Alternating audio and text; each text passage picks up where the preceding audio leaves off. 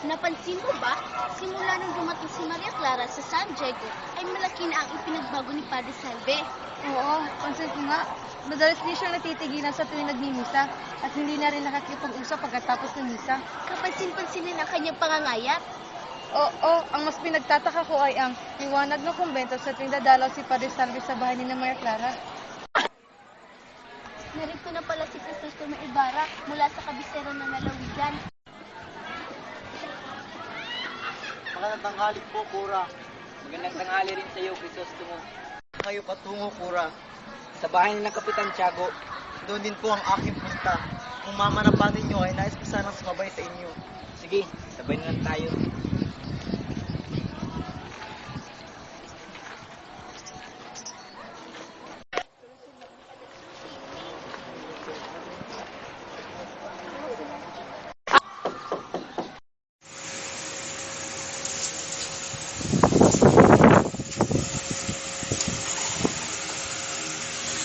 Hali po, mga Ginoo.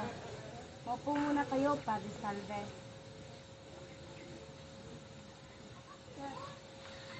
Hindi ba kitang makausap, Crisostomo?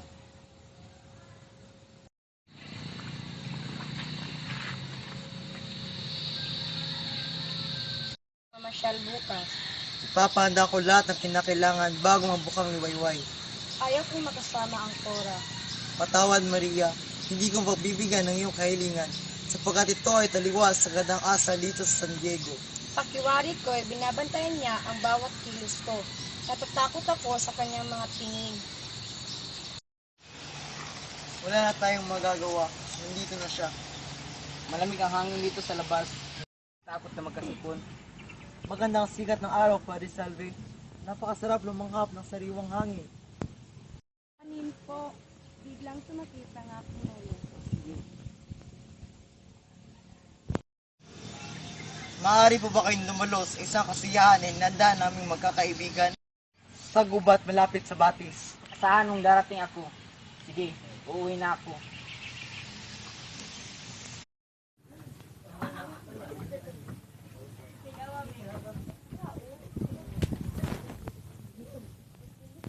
Ayan, kung matumal yata mga isda ngayon.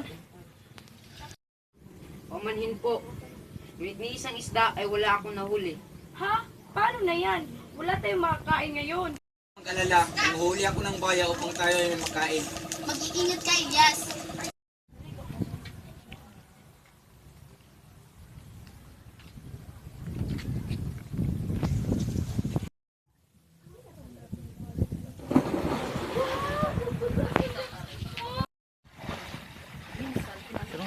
Ay, sa bangka. Sige, sige.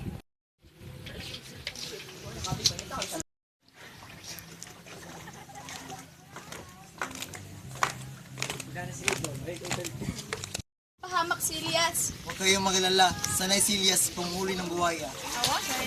Elias!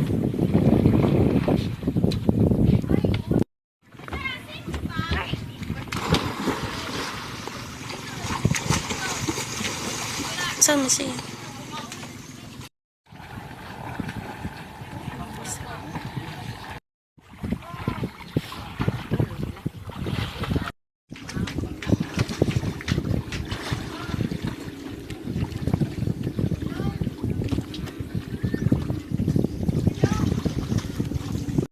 Salamat, Crisostomo.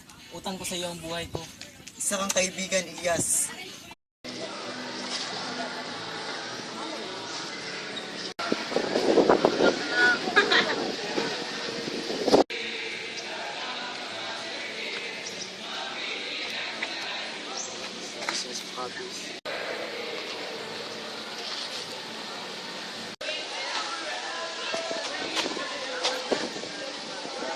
Gusto mo bang gayahin ang ginagawang pagmamatsag sa'yo ng oras kahit saan ka mong dapat magpunta?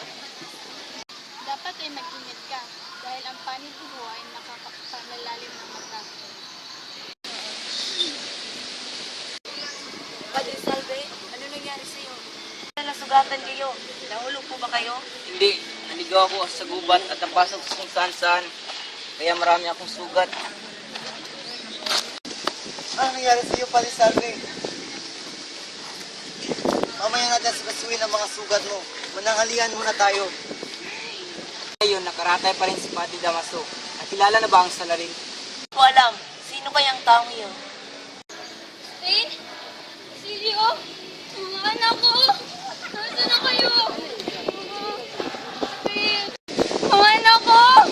Spain! Basilio! Mga anak ko! Basilio! Mga anak ko! Kayo ninyo si Sisa. Spain? Basilio? Mga anak ko? Alvarez? Alvarez? Habulin niyo si Sisa. Nais ng ipagamot si Sisa at ipahalan ang kanyang mga anak.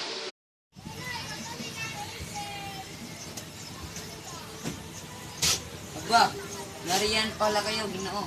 Naabala ko po ata kayo. May paglilingkod ba ako sa'yo? May nais na pusa na akong sangguni sa inyo. Nais ko po sana magpatayo ng isang paralan at bilang pag-alala na rin ito sa aking kasintahan.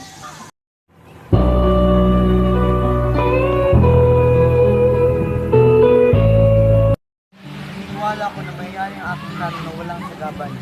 Hindi kaya magigipagtulungan sa mga taong nabinggit ko, tsak na magiging tagumpay ang iyong mga binabalak. At kung hindi naman sila papayag, pagpapanalangin ko lang na maging matagumpay ang iyong mga plano. Pinagkaiba ang posisyon maliban sa paring kasama. Ang nangunguna sa posisyon ay si San Diego, sinundan ni San Francisco, at ang pinakauli ay ang Birhing de la Paz. Kita mo ba kanina? Ang paghinto ng karo na sinusundan ni Padre Salve sa harapan ng bahay ni Kapitan Tiago.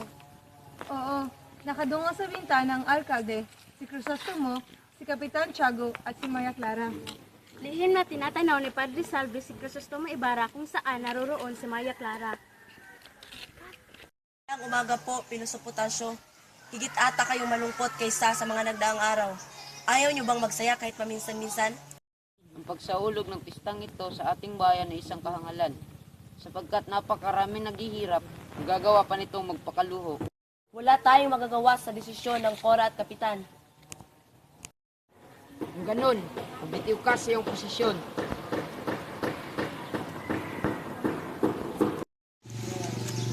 Magbitiw, ang tungkuling ito ay hindi isang karangalan kundi isang pasanin.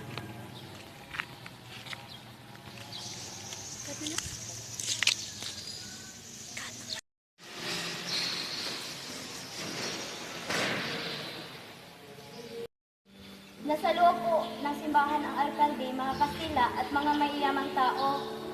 Si Padre Damaso. Siya ang nakatakdang magsermon sapagkat hindi niya batid kung ano ang kasaysayan ng San Diego. Hindi po siya kumain ng amusal at sa halip ay uminom lamang siya ng alak at hinaluan ng binating itlog. Nagaan po siya ng manang sa kumbinti at tinapalan ng kung ano-anong mga gamot. Kawaawang sa wimpalad ng lalaking madilaw. Nais ko sanang ipahuli si Naluwad, sapagkat siya ang nangangasiwa sa paggawa. Hindi po tayo nakasisiguro kung sino ang tunay na makasalanan. Hindi na natin may babalik pa ang buhay ng lalaking nasawi. Sa kabilang banda, lahat ng iyong mga sinasabi ay may punto. Nakikiusap ako. Hayaan niyo ako magsagawa ng pagsisiyasat. Pananagutan ko ang pasamantalang kalayaan ninyong luwan, kahit man lang sa loob ng ilang araw. Kung yan ang iyong nais, Ibarra, Maraming salamat. Nga pala, ako'y uuwi na. mag-iingat ka. Isang masamang simula.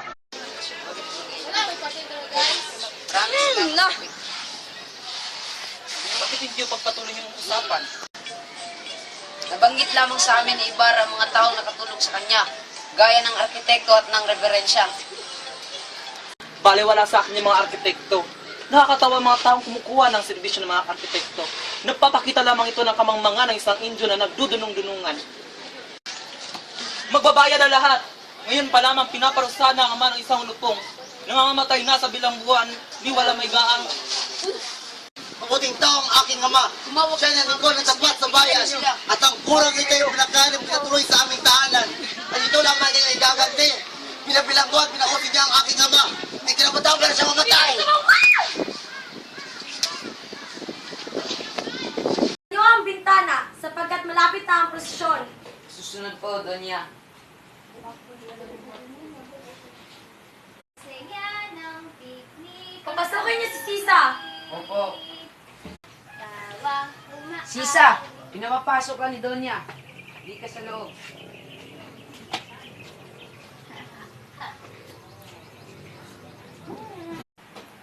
Vamos, magkanta ikaw. Nais ng Donya na ikay kumanta.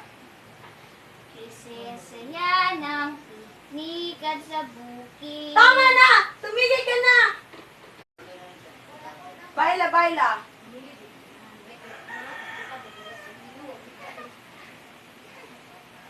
Hala! Ikaw naman na sumayaw. Sasaya ka ba? Hindi.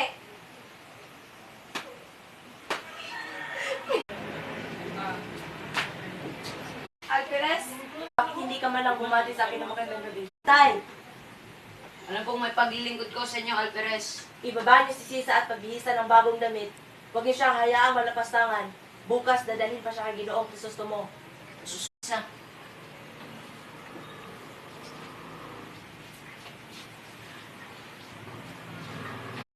Ako ang dahilan kung bakit nagkasakit si Maria Clara.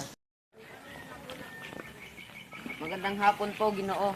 Ako nga pala si Lucas, ang kapatid ng lalaking namatay kahapon.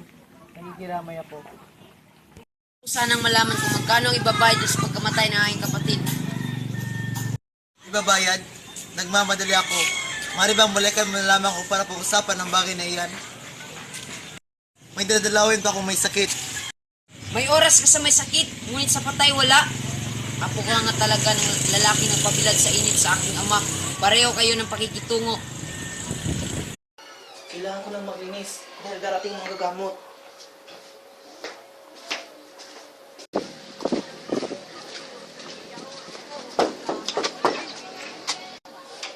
Andiyan na sila. Magsipasok kayo.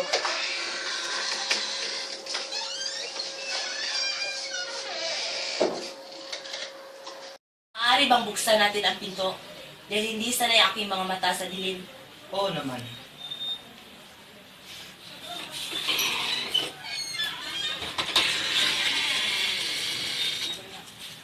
Nais kong ipakilala sa iyo si Linares na kamag-anak ni Padre Damaso. Kinalulugod ko pong makilala ka. Sige. Magsiupo kayo. Maraming salamat po. Nandito na ang gagamot sa'yo.